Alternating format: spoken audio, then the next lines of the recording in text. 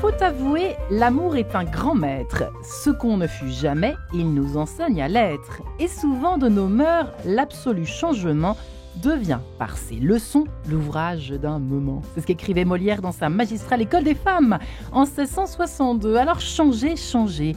En ce mois de janvier, celui évidemment des bonnes résolutions, peut-être avez-vous prévu de changer telle ou telle petite habitude, comme celle de toujours reprocher à votre conjoint de ne pas être assez présent à la maison par exemple, ou bien de laisser traîner ses chaussettes par terre, ou de ne pas vous écouter.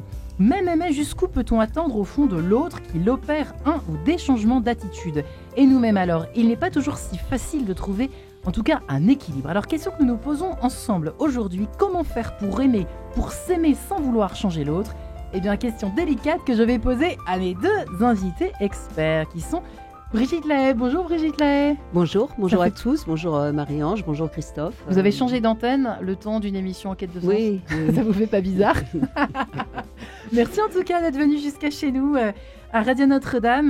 Je rappelle que l'émission passe également chez nos amis d'RCF. Vous qui êtes animatrice radio, vous animez cette émission quotidienne sur Sud Radio de 14h à 16h, c'est bien ça ? Tous les jours, c'est bien tous les jours, c'est ça, du lundi au vendredi. Du lundi au vendredi, voilà. De 14h à 16h, autour justement de ces questions liées à l'amour, à la sexualité, dans un sens très large, on peut le dire comme ça, ou relations amoureuses en général. Voilà. Il y a du boulot, hein. Il n'y a pas de quoi chômer. Voilà, nous sommes également, nous pour rappeler votre livre, votre dernier ouvrage, Le Nouvel Art d'aimer, aux éditions de la Musardine, et puis Christophe Médicis. Bonjour Christophe. Bonjour Marie-Ange, Puisque bonjour Brigitte. L'un ne vient pas sans l'autre. Une belle année, on a le droit encore, de souhaiter une bonne année à vous et à tous vos auditeurs. Et oui, à tous nos auditeurs, et on peut leur souhaiter aussi une amoureuse année. Je sais pas si ça peut se dire. Vous qui êtes psychosociologue, coach en communication et en développement personnel, qui avez écrit ce dernier ouvrage, Merci mon amour, tout simplement, aux éditions également de la Musardine. Je disais, l'un ne vient pas sans l'autre. On croit qu'on est vous étiez venu l'année dernière pour ceux qui ne vous connaissent pas encore, à commencer par nos amis d'RCF, peut-être qu'ils ne vous connaissent pas encore, puisque l'émission passe sur les ondes d'RCF seulement depuis la rentrée de septembre. Voilà, donc précisons que vous étiez venus à peu près l'année dernière, tous les deux, pour une autre question relative à l'amour. Alors on a choisi celle-là en cette rentrée, c'est vrai, celle des bonnes résolutions. J'aimerais tellement changer ceci et j'aimerais tellement qu'il change. Alors je dis, c'est pas sexiste ce que je suis en train de faire, mais Brigitte Lahaye, est-ce que vous êtes d'accord avec moi ? On dit toujours, enfin on a l'impression que c'est plutôt aux hommes que l'on demande de changer, non ?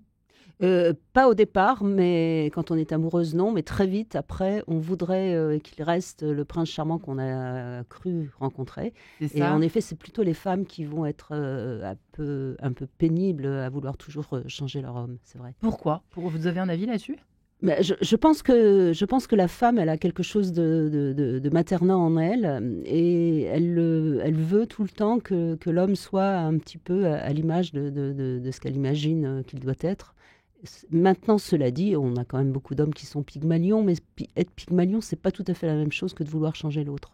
On va en parler, on va préciser cela dans quelques instants. Christophe, petit premier tour d'horizon. Oui, mais j'ai bien aimé votre chapeau d'introduction. C'est vrai qu'il y a un des sports nationaux du conjoint ou de la conjointe, c'est la reprochite aiguë. C'est-à-dire que fais pas ci, fais pas ça, pourquoi t'es pas comme ci, pourquoi t'es pas comme ça. Brigitte insistait évidemment sur ça dépend des saisons du couple. Au début, on est dans ce que Francesco Alberoni avait parlé d'état naissant dans le choc amoureux, c'est-à-dire c'est tout beau, tout formidable, mais ça dure quelques mois. Et là, c'est pas la personne réelle qu'on a en face de nous, c'est celle qu'on a, comme dirait Stendhal, cristallisée dans de l'amour. Hein. Et voilà. Et comme disait Brigitte, elle a raison, à un moment donné, ça se casse. Et arrivent les choses qu'on pouvait ne pas voir. Et là, c'est là qu'on va commencer les reproches. Et ça peut effectivement... de toute façon, c'est déjà presque un jeu de pouvoir. Je ne sais pas ce qu'en pense Brigitte, elle va nous le dire. Parce que c'est forcément faire sentir à l'autre qu'il est déjà un peu pas à la hauteur, quoi.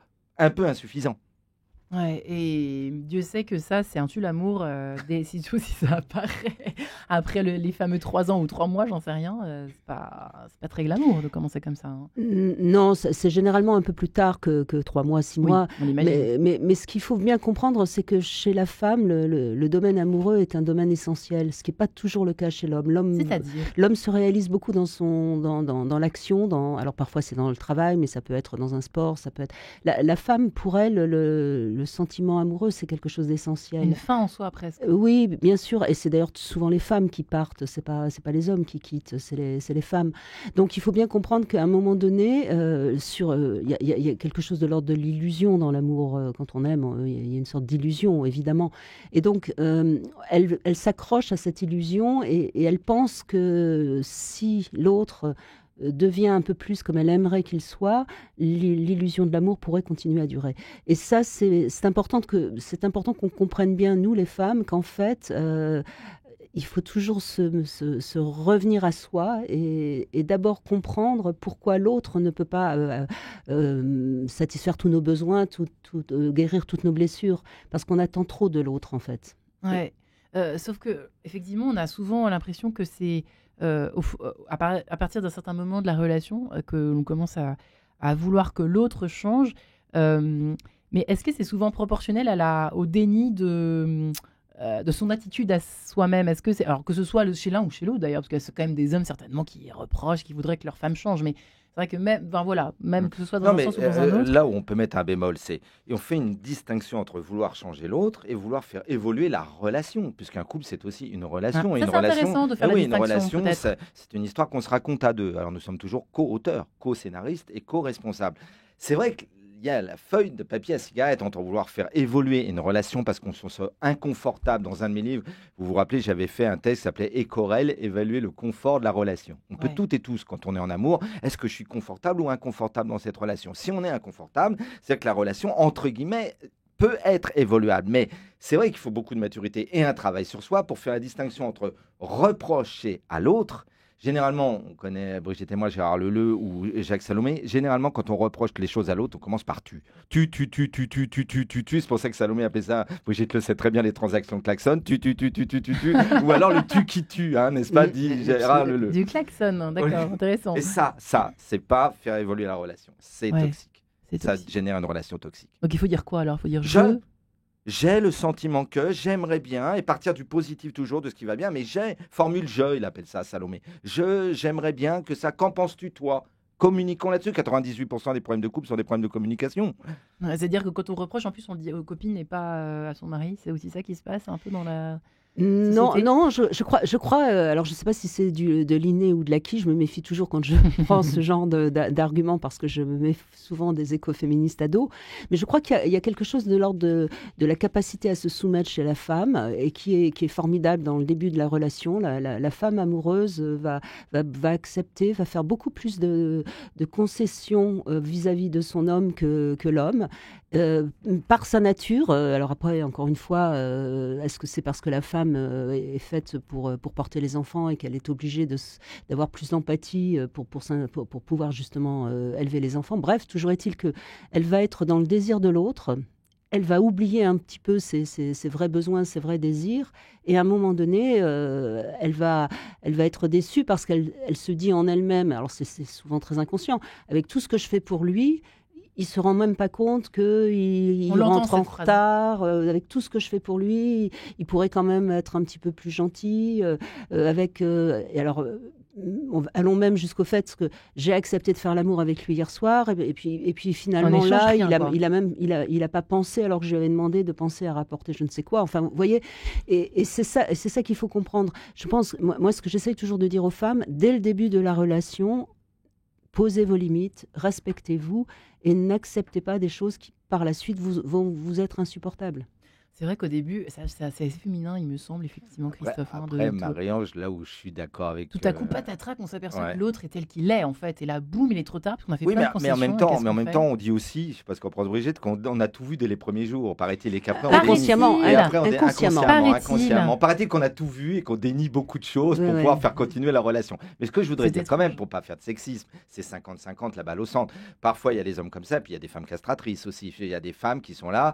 Et généralement, la femme castratrice, je revenais là-dessus. Jung avait dit un jour quelque chose de très bien. J'en parlais avec un ami sexothérapeute qui est aussi un chroniqueur connu de Brigitte. Et il me disait, tu sais, le contraire de l'amour, c'est pas toujours la haine. Jung disait, c'est le pouvoir. Et dans le couple, parfois, il y en a un qui veut prendre le pouvoir sur l'autre. Parfois, c'est pas l'homme. C'est inconscient. Parfois, c'est la femme, parce que tu as des femmes castratrices. Et souvent, la femme castratrice, sa manière de faire, dans ce que vos éditeurs doivent connaître, c'est les 6 attitudes d'Elias Porter, le grand spécialiste qui avait dit que quand on communique avec quelqu'un, il y a 6 manières de communiquer. Une qui est hyper important dans ce cas-là, et la femme est championne de ça, c'est le conseil.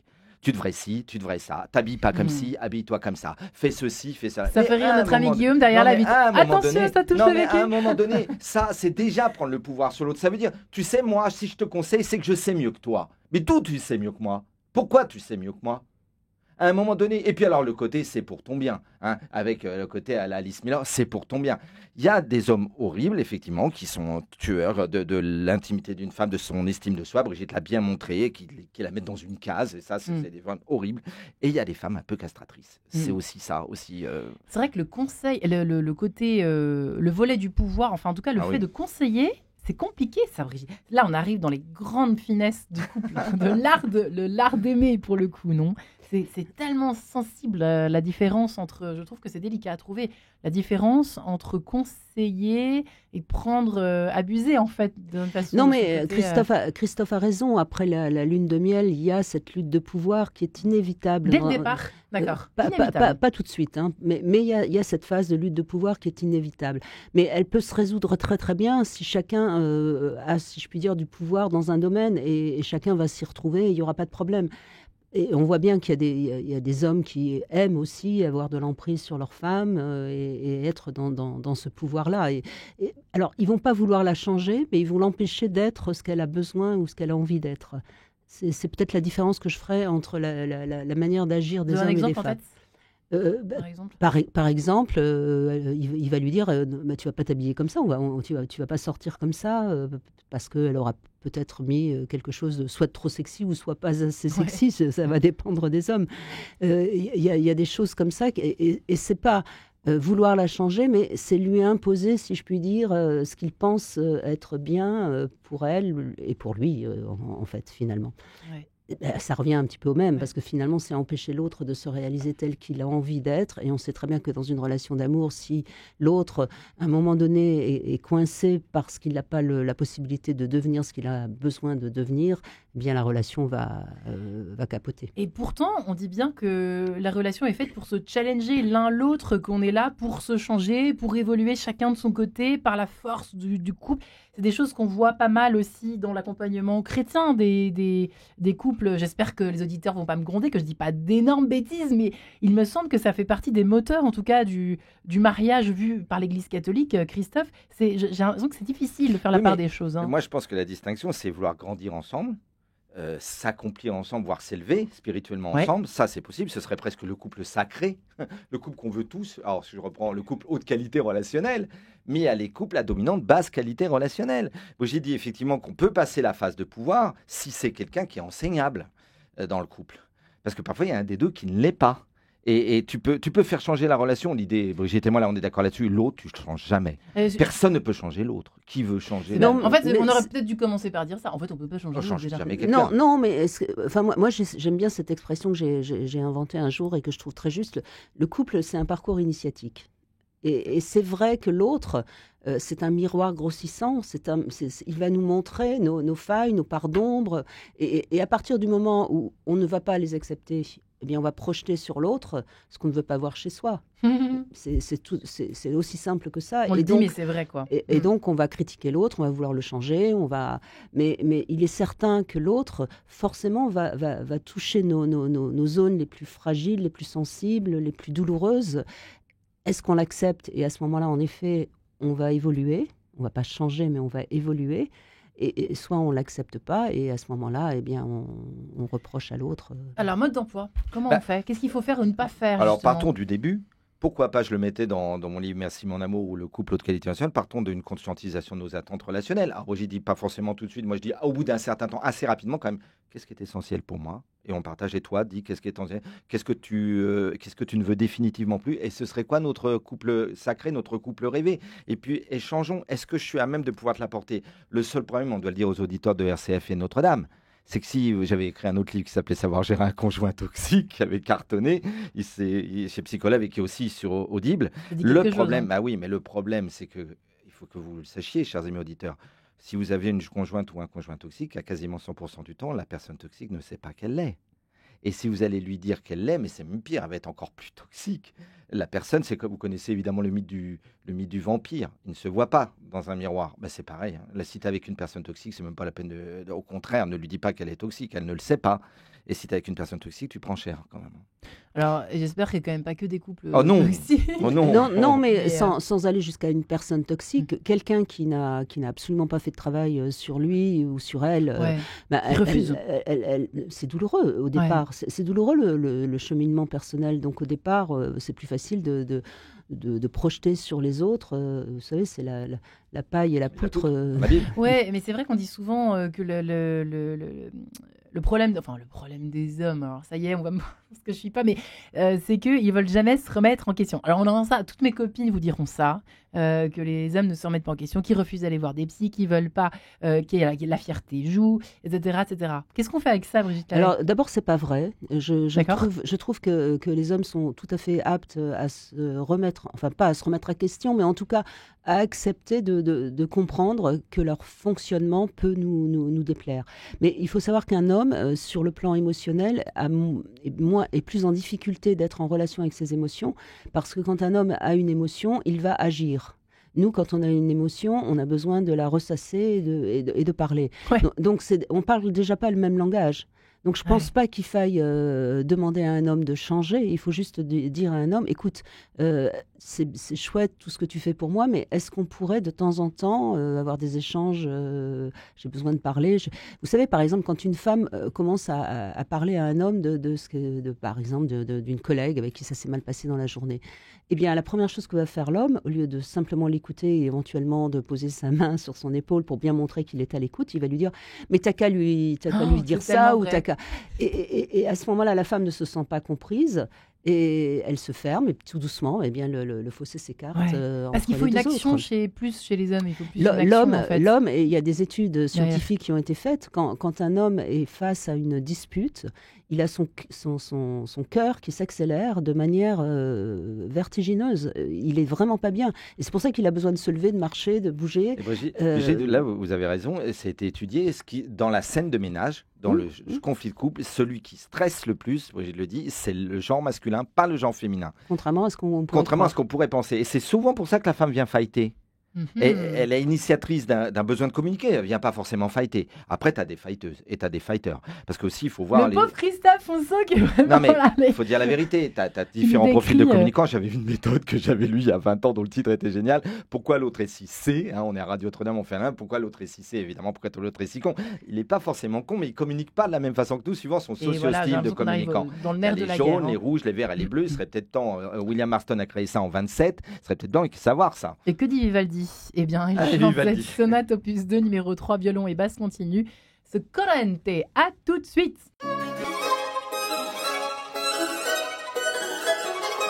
Écouter de la musique en couple, peut-être que ça peut apaiser les mœurs. Et oui, comment faire en tout cas pour s'aimer, attention, sans vouloir changer l'autre. Christophe Médici est avec nous, lui et son livre, l'avant-dernier. Merci mon amour chez La Musardine. Lui qui est psychosociologue, coach en communication et en développement personnel. Brigitte Lahaie est également avec nous, qui anime cette émission de radio sur Sud Radio de 14h à 16h du lundi au vendredi. Elle qui a écrit de son côté Le Nouvel Art d'aimer, notamment, le dernier aux éditions de la Musardine. Et oui, c'est un véritable art, on le sent. En vous écoutant, effectivement, on disait que le changement à l'instant, que les vouloir que l'autre change, vouloir que l'autre peut-être ressemble à quelqu'un que nous avons connu, c'est très... tout ça est compliqué, Brigitte Lahaie, parce qu'en même temps, inconsciemment, on imagine que le conjoint ou l'épouse doit ressembler absolument à la mère ou au père, et en même temps, surtout pas. Enfin, ça a l'air très compliqué, cette affaire. Alors, je vais donner un exemple très concret et que tout le monde va comprendre. Par exemple, il y a une femme qui va tomber très amoureuse d'un homme alcoolique. Et sa première idée, c'est de le sauver, évidemment, et c'est de lui permettre de sortir de l'alcoolisme. Et puis, évidemment, il y a peu de chances qu'elle y arrive, comme souvent, malheureusement. Et puis, si elle arrive à réaliser qu'en fait, son père était alcoolique et qu'elle a beaucoup souffert, elle a vu sa mère souffrir... eh bien, à ce moment-là, elle va réussir à ne pas vouloir absolument sauver l'homme qu'elle aime, et peut-être qu'elle arrivera à le sauver. Mais tant qu'elle sera dans ce désir d'enfant de sauver son père, elle va être dans des injonctions de vouloir le changer, Alors que si elle comprend pourquoi elle a choisi cet homme, elle pourra à ce moment-là ne pas essayer de le changer à tout prix, mais de l'accompagner et de le guérir parce que elle guérira sa blessure et lui certainement guérira sa blessure parce qu'il l'aura choisie, parce qu'elle est très dépensière comme l'était sa mère. Vous voyez ce que je veux dire? C'est des jeux comme ça qui se jouent entre les êtres et c'est en prenant conscience du pourquoi on a fait ce choix amoureux qu'on peut à ce moment-là peut-être pas changer l'autre, mais l'aider à se guérir. Et je crois que c'est vraiment ça la différence. Quand on aime avoir envie de guérir l'autre, je trouve que c'est un acte chrétien formidable. Vouloir le changer, c'est vouloir être dans le pouvoir sur l'autre. Et c'est toute la différence. Et c'est vrai que... Oui, Christophe? Non, mais je reviens sur cette idée. Et Jacques Salomé, mon ex-enseignant, l'avait toujours dit, moins on fait un travail sur soi, plus on joue à des jeux psychologiques. Et comme le couple, c'est vraiment l'endroit, c'est l'autre à bout portant, le couple. Et les deux enfants se font écho. Et comme j'ai dit, Jacques, beaucoup de choses partent de l'enfance, évidemment. Nos choix inconscients, parfois, viennent effectivement de nos parents, de nos deux parents ou d'autres personnes dans notre vie. Et je le dis à tous vos auditeurs. Je veux dire, à partir du moment, et l'analyse transactionnelle vous l'avez dit, où on joue à des jeux, j'ai parlé d'un jeu là en particulier. Le pire des jeux, celui le plus important dont parlait Eric Berne, c'est le jeu du triangle dramatique de Karpman, persécuteur, sauveur, victime. En couple, on peut vouloir guérir l'autre, mais si on joue à la sauveuse et au sauveur, ça va pas aller. Ça va pas aller. Et ça va pas aller parce qu'on rentre dans un triangle qui est un triangle qui nous met mal, Mais comment faire? Il y a combien de gens encore qui font un travail sur eux? Mais c'est ça qui est sont pas compliqué, nombreux, parce que sinon ça tourne en rond. Si on essaye, allez, on est dans une démarche, on a envie que le couple change. Attention, que le couple change. On dit à l'autre, voilà, parlons-en. Écoute, chérie, on va en parler. Peut-être qu'on peut, chacun peut évoluer là-dessus. Je sais pas comment vous conseiller l'un et l'autre, les personnes qui nous écoutent, pour justement avancer sur ce chemin de l'amour raisonné. Et quand on sent qu'en face, il n'y a pas, c'est quand même compliqué, Brigitte. C'est pas facile. Il faut que les deux soient quand même dans cette démarche de regarder un peu, de regarder un peu le passé, reprendre conscience finalement du pourquoi on est avec l'autre. Il faut quand même du recul pour faire tout ça. Non, je crois qu'il faut simplement remettre l'amour sur le dessus du panier, si je puis dire. À partir du moment où un couple s'aime et continue à s'aimer, et notamment avec beaucoup d'intimité, parce que c'est aussi l'intimité qui permet de calmer ces luttes de pouvoir. C'est quoi l'intimité? L'intimité, c'est la tendresse, c'est l'amour, la sensualité, la sexualité. Donc c'est quand même quelque chose de très vaste. On voit bien que les couples qui n'ont plus de... Vous savez, quand vous allez à un dîner, qu'il y a plusieurs couples, vous voyez des couples qui se regardent avec tendresse, qui se touchent, qui se prennent la main, on sent que c'est des couples qui ont encore de l'intimité. Et puis vous en voyez d'autres, ils n'ont plus d'intimité et ils échangent, non pas par l'intimité, mais par des phrases genre... Ben oui, de toute façon, tu oublies tout le temps. Vous voyez ce que je veux dire. Et à partir du moment où on garde cette intimité-là, on va rester avec indulgence vis-à-vis de l'autre. On va pouvoir avancer quand même ensemble. Et à ce moment-là, on va pouvoir dire à l'autre... j'ai été blessée par telle chose, plutôt que dire tu m'as blessée. Vous voyez la différence. Et ça, c'est dès le départ qu'il faut travailler là-dessus, sur cette intimité. C'est pour les jeunes couples qui nous écoutent. Attention, écoutez bien ce que dit Brigitte. Dès le départ, c'est vraiment dès le départ. Oser dès le départ dire ce qui nous fait mal, ce qui nous blesse. Et normalement, si l'autre nous aime, s'il n'est pas toxique, pour reprendre ce que disait Christophe, il va l'entendre, il va faire attention et il va s'excuser.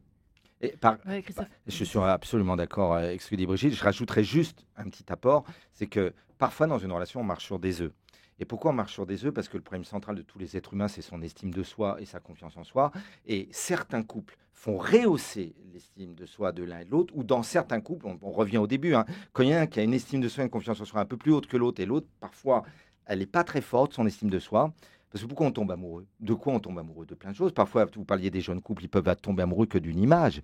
Il est fou d'elle parce qu'elle est magnifique. Elle est folle de lui parce qu'il est magnifique, mais il ne regarde pas l'intérieur. On est d'accord. Et ça, c'est holistique. Eh ben oui, patatrac. Parce que ce qui va sortir après, c'est pas que l'image. On ne tombe pas amoureux que d'une image. Moi, je dis toujours, on ne fait pas sa vie avec une paire de seins. Pas sa vie avec un cul. Je veux dire, non, mais c'est la vérité. Fait sa vie avec quelqu'un holistique. Il est 17h, tout est permis. Brigitte, c'est comme moi que vaut mieux qu'entendre parler de poésie parfois et de philosophie avec un homme que d'un homme qui pense qu'à tes fesses. Je veux dire, c'est la vérité. Une phrase, ça, David dit, les femmes jouissent par les oreilles. J'adore cette phrase. Une femme aime bien qu'on lui parle aussi joliment. Vous avez cité Molière au début. C'est-à-dire, c'est important. Ouais. C'est important. Et c'est là que je finirai là-dessus, sur cette séquence, c'est qu'à un moment donné, les messages toxiques que l'autre va vous envoyer va non seulement pas vous rehausser votre estime de vous, mais va vous la saper dans le couple.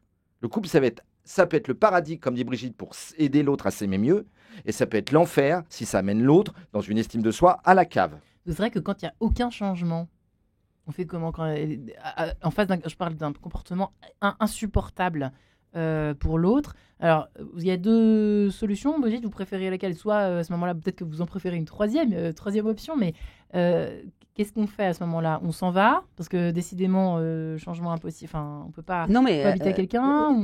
Il faut jamais oublier que dans une relation, si nous-mêmes nous changeons de comportement, la relation va changer et l'autre va changer. C'est-à-dire que au lieu de vouloir changer l'autre, il faut juste simplement changer soi-même. Et je crois que n'importe quel exemple qu'on peut me donner à l'antenne, je peux toujours dire, eh bien, vous avez qu'à agir comme ça. Et donc, par exemple, quelqu'un qui range jamais la vaisselle le soir, qui est très désordonné, qui est avec une maniaque, c'est quand même compliqué. Mais c'est possible quand même. Alors attention, je dis toujours qu'il y a des cartons rouges. Quelqu'un qui est par exemple allergique aux chats, je ne vois pas comment il pourra vivre au quotidien avec quelqu'un qui adore les chats et qui a 10 chats dans l'appartement. Mais sinon, vous êtes avec quelqu'un qui a tendance à pas ranger. Hein, vous aimez bien l'ordre. Eh bien, au lieu de toujours ranger derrière lui ou de toujours le critiquer, vous décidez pendant une semaine justement de ne absolument rien ranger et de mettre votre bordel par-dessus son bordel. Je peux vous assurer que ça va avoir un effet. Ce qui est intéressant pour ça... Écoutez, je note. Les auditeurs notent aussi, je suis sûre. Pour les auditeurs, on peut donner aussi une clé pour savoir si un couple est durable. Brigitte, je pense qu'elle a tellement d'expérience qu'elle sait au bout de quelques temps si un couple est durable quand il l'appelle. Mais il y a un autre truc. Un couple de thérapeutes de couple aux États-Unis, le plus connu, il s'appelle Erving Goffman et Nan Goffman. Ils ont écrit un livre magnifique qui s'appelle « Les couples heureux ont leurs secrets ». Ils ont un Love Lab dans leur fac, en tant que chercheurs.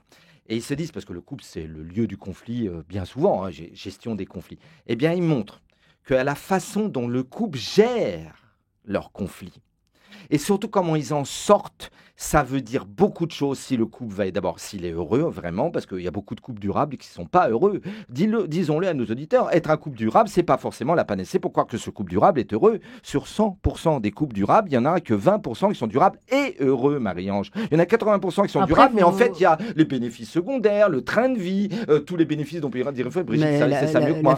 La famille, tout ça, le poids de l'obligation. Non, mais on sait aujourd'hui qu'un couple, généralement, va s'aimer vraiment 10-15 ans maximum. Hein. C'est très, très difficile de s'aimer vraiment. Oui, absolument. C'est très difficile. Il y a des couples qui y arrivent, hein, mais il y a beaucoup de couples qui restent en effet ensemble pour des raisons qui sont autres que l'amour. Et pourquoi pas d'ailleurs. Il reste quoi alors s'il n'y a plus ça après 10-15 ans? Pourquoi le mariage existe encore? Pourquoi il y a encore des personnes c'est déjà pas mal de réussir son couple 10-15 ans, je trouve. C'est vrai qu'aujourd'hui, à l'heure où l'on... C'est vrai, Brigitte a raison. Pourquoi on jette tout de suite le bébé avec l'eau du bain?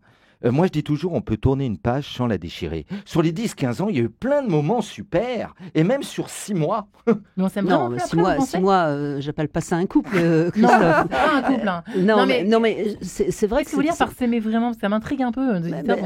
En fait, être heureux, c'est-à-dire être heureux d'être ensemble, grandir ensemble, avancer ensemble, avoir des tas de passions ensemble. Des projets partagés, etc. Et puis parfois, au bout de 10, 15 ans, 20 ans, eh bien, chacun a envie d'autre chose et pourquoi pas à ce moment-là se séparer de manière intelligente et retrouver sa liberté pour refaire un couple.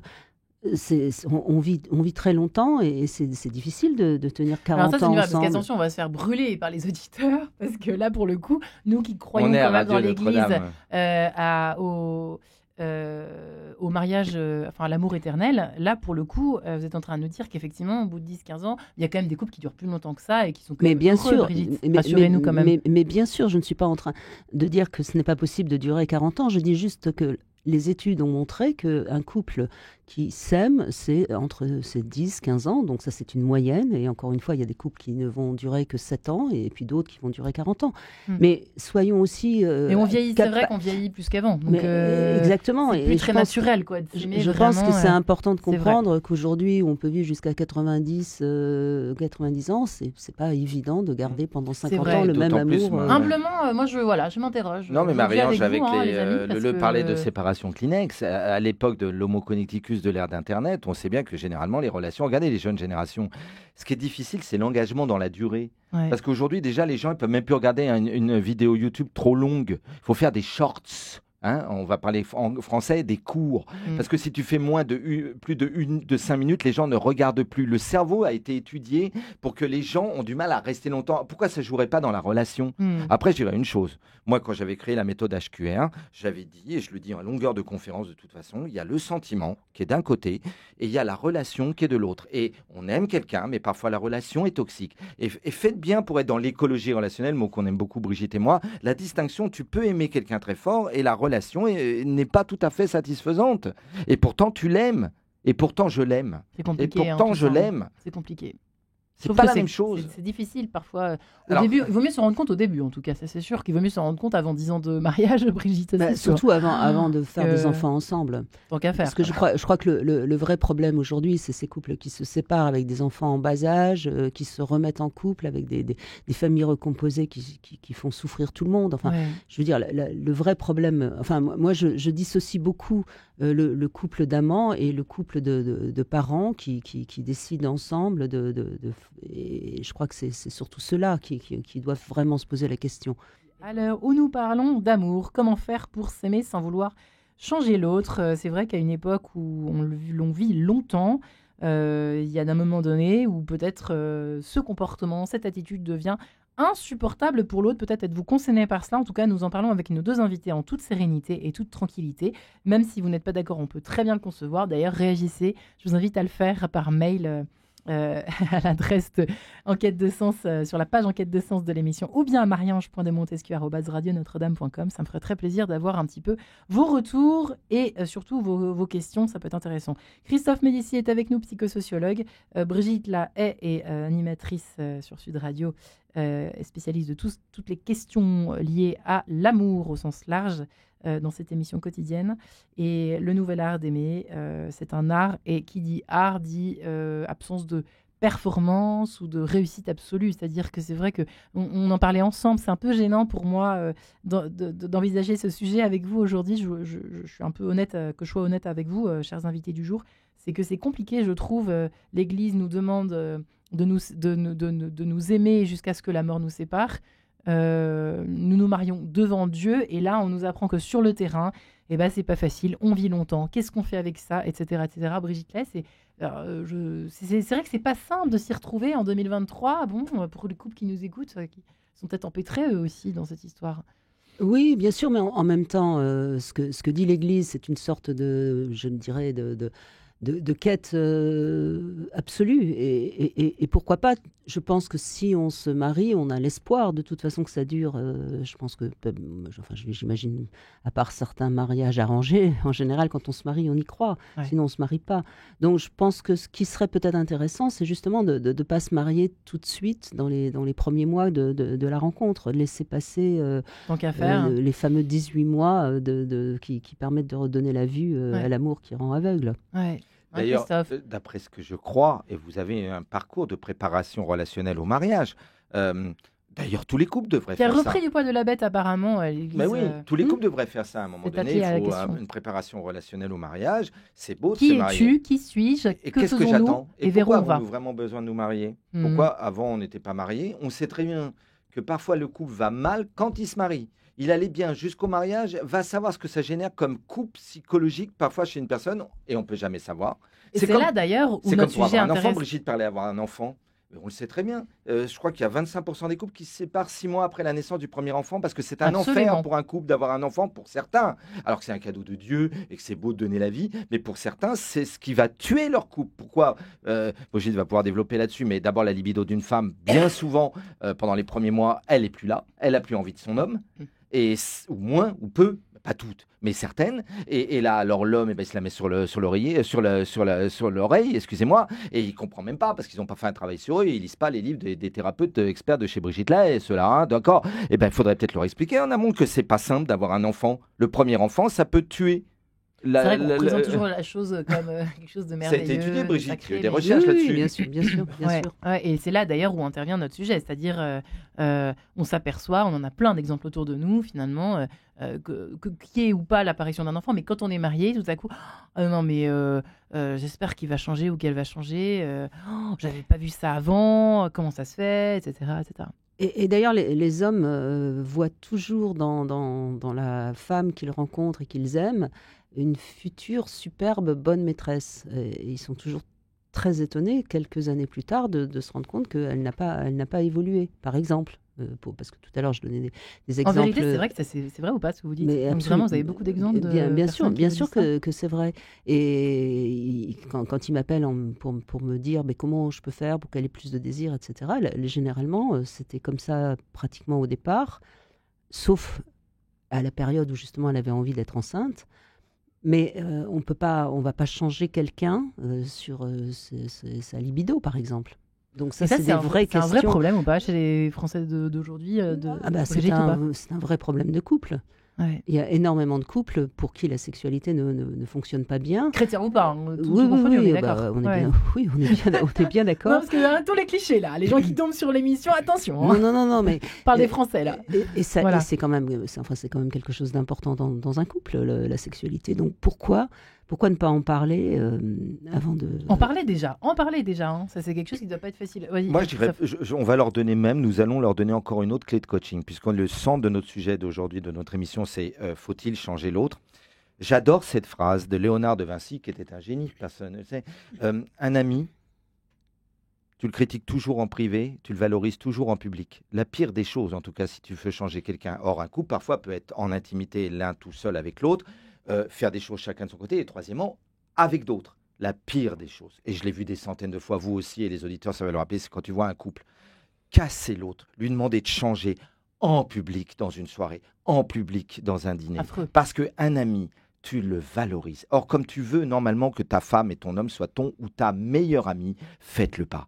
De grâce, au nom de Dieu, ne le faites pas.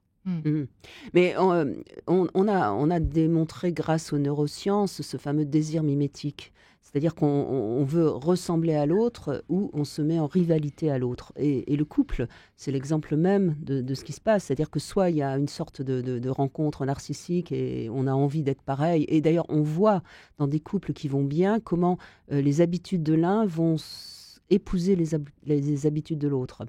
Et puis, il y a des couples qui vont se mettre en rivalité. Et à partir du moment où un couple se met en rivalité, il y a très peu de chances pour que ça continue On va bien. jusqu'à ça, parce qu'il peut y avoir un peu de rivalité. On dit que souvent, c'est bien qu'il y ait un petit peu de rivalité. Alors, non, c'est pas bien qu'il y ait un peu de rivalité, qu'il y ait des différences, qu'il y ait des points de vue différents, qu'on ne soit pas d'accord. Surtout, Mais c'est se hurler dessus, évident, tous les et jours, c'est pas c'est forcément pas grave. C'est pas grave. conseillé. La rivalité, c'est vraiment, vous savez, c'est l'histoire de cette balançoire dans les jardins publics où il y a un enfant de chaque côté. Et ben, s'il y en a un qui monte, l'autre descend. Donc, si on a, par exemple, un problème d'estime de soi, Ouais. ben, en faisant descendre l'autre, on remonte son estime de soi. C'est ça la rivalité dans les couples qui est Encore, on qui est revient dramatique. on revient au jeu de pouvoir, si je comprends bien. Ouais, on revient à ce qu'on parlait Oui, des jeux de pouvoir. cette On fameuse revient sur les jeux de rivalité pouvoir. mimétique dont on parle. Et si on est dans cette rivalité-là, c'est terminé, ça ne peut plus fonctionner. C'est pour ça qu'il faut vraiment, dans un couple, avoir envie de regarder, de se regarder et de se ressembler. Et ça se fait vraiment dans les couples qui fonctionnent bien. Alors, Notre pas en 2 secondes, mais- notre personnalité, ce qu'on appelle notre petit moi, il évolue en fonction des rencontres qu'on fait et forcément énormément par rapport au couple. Quand on est dans un couple, on prend un peu j'allais dire la personnalité de l'autre qui transpire en nous. Je suis d'accord avec Brigitte, le seul Ouais. problème, c'est que je me rappelle en Cannes que j'avais eu un très beau sujet qui est au cœur de notre émission, c'est est-il raisonnable d'aimer? Or, le problème, c'est que nos profs disaient toujours en psychosociologie, la seule des pathologies aimables, c'est l'amour. C'est une maladie, Michel Sardou nous l'a dit. Et donc, on est malade quand on est amoureux. On tombe amoureux comme on tombe malade. À partir de là, nous, on est des experts. Donc, on est là, à froid dans l'émission. On est là, bien distancié. Quand tu es dedans, tu es dedans. Et quand tu es dans le jus, tu es amoureuse, tu es amoureux. Et c'est une maladie. Donc, c'est une pathologie. Donc, la personne, tout son merdier ressort. Excusez-moi de vous le dire, si elle a fait aucun travail sur elle. D'où les cogneurs Après que la Brigitte maladie. a au téléphone parfois, les femmes qui ont été cognées, des femmes qui sont restées sur le carreau à cause d'un mec qui avait fait aucun travail sur lui, et vice-versa. Une Dans femme Ah, les deux sens, qui, oui. qui castre un homme complètement, qui l'utilise, qui le bouffe, qui l'avale, et le mec, il n'est plus rien. Parce qu'il y a des... Voilà, donc des deux côtés. Hmm. Et c'est une pathologie, l'amour, c'est pas une science. Ouais. Elle parle de l'art d'aimer, Brigitte, le titre de son livre. C'est un art. On est des artistes, et je dirais même plus loin. Enfin, faut pas être aussi dur. Pour moi, je dis toujours, l'amour, c'est comme la religion. Ce sont des illusions qui nous permettent d'exister et qui nous permettent d'aller mieux. Et c'est formidable. Vous voulez dire qu'il faut y croire? Non, mais moi, je trouve ça formidable. Je trouve au sens noble du terme. Oui, bien sûr. Il faut y croire, au sens où il faut y croire. C'est ça que vous voulez dire, au sens où il faut y croire. Et moi, je suis d'accord avec vous, Brigitte. Mettre une espérance. Parce que je pense que les amoureux, quand tu plonges en amour, t'es un Mike Horn. Surtout du 21e siècle. C'est une aventure. Et comme disait Mike Horn, tu pars toujours avec 5% des réponses. Ça te transforme. Comme la religion. C'est dans ce sens que je dis. C'est au sens noble qu'elle l'a dit. C'est au sens noble. C'est au sens de la croire. J'avais une question tout à l'heure, j'avais noté sur ma petite feuille. C'est quand on... vous voyez, la capacité justement à changer, il faudrait idéalement qu'il y ait 50%, comme vous le disiez tout à l'heure, plus ou moins 50%, quoi. Je change sur tel aspect, tu changes sur... Sans que ce soit dit forcément comme ça, mais c'est un peu ça l'idée, en fait. Le secret, c'est ça. Bien sûr. Un couple qui fonctionne bien, c'est un couple qui s'adapte à l'autre et qui, quelque part, se transforme grâce à l'autre. Mais c'est pas parce qu'on veut changer l'autre, c'est parce que ça se fait par ce fonctionnement de désir mimétique. On sait très bien que l'enfant, le bébé, il va se construire en s'identifiant à son papa, sa maman, sa grand-mère, son grand-père, son frère, sa sœur, etc. etc. Il se construit pas tout seul dans la jungle. Et c'est ça aussi un couple. C'est une transformation intérieure de sa personnalité grâce à l'amour. Et d'ailleurs, je trouve que si on ne croit en rien et si on n'est pas capable d'aimer, je pense que la vie doit être sacrément difficile et douloureuse parce quel sens on donne à sa vie. Ouais. Parce qu'on dit que c'est souvent sortir de sa zone de confort, d'aimer justement. Et vous savez ce que disait Gabin dans sa dernière chanson, hein, je sais que je ne sais, il disait le jour où quelqu'un vous aime, il fait très beau. Je ne peux pas mieux dire, il fait très beau. Vous vous rappelez, c'était sa dernière chanson. Oui, il fait très beau, voire très mauvais. Le problème, c'est qu'on peut donner 2 clés d'attitude qui, parfois, à mon avis, tirent vers un couple dont parle Brigitte, qui est évidemment d'y croire, et un couple sacré. Donc, le couple sacré, il y a des auteurs qui disent qu'un couple, c'est 1, le pardon, avec 3 pardons. Il y a demander pardon. Il y a des couples dans le couple, ils sont incapables de dire, écoute, j'ai fait une bêtise, je te demande pardon. Non, mordicus, ils vont tenir. C'est se pardonner ou pardonner à, tant que tu peux un peu effacer l'ardoise. Parce que ça va, quoi. Jusqu'où tu peux aller trop loin, mais celui qui n'a jamais péché, vous connaissez comme moi, on est sur Radio Notre-Dame et RCF, lui jette la première parole. La deuxième attitude qui pourrait aider l'autre à pas vouloir le changer, c'est la gratitude. Je suis fier d'avoir écrit dans la collection de Brigitte, Merci mon amour. J'adore ce titre aussi d'ailleurs, Merci mon amour. Combien de couples, de conjoints et de conjointes sont dans l'ingratitude? Ingrate et ingrat, c'est toute la première partie de mon livre. Si j'ai dit à l'éditeur, si je te fais un livre sur la gratitude, toute la première partie, je la traite sur l'ingratitude. Hein. Le constat, c'est sûr. Mais bien, on ne peut pas travailler la gratitude si on ne travaille pas l'ombre. Les ingrats. Les ingrates. Mais mon Dieu, c'est l'horreur, ça fait mal l'ingratitude. Mais parce qu'on a du mal, oui, alors peut-être depuis l'enfance, depuis la tendre enfance, à se rendre compte, à voir le verre à moitié plein. En gros, c'est toujours la même histoire, que l'on soit seul ou à deux, n'est-ce pas Brigitte? Ça pour le coup, non mais c'est plus drôle à deux. C'est vrai que le bébé, de toute façon, il veut tout, il mange tout, il dévore tout, et il considère que tout lui est dû. Et c'est en grandissant qu'on apprend ce que j'appelle la frustration, qui parfois, dans notre société n'est pas tout à fait apprise. Voilà, je veux dire, on apprend au fil de ces jeunes années que l'autre ne peut pas tout nous satisfaire. Et c'est ce qu'on va découvrir aussi dans le couple.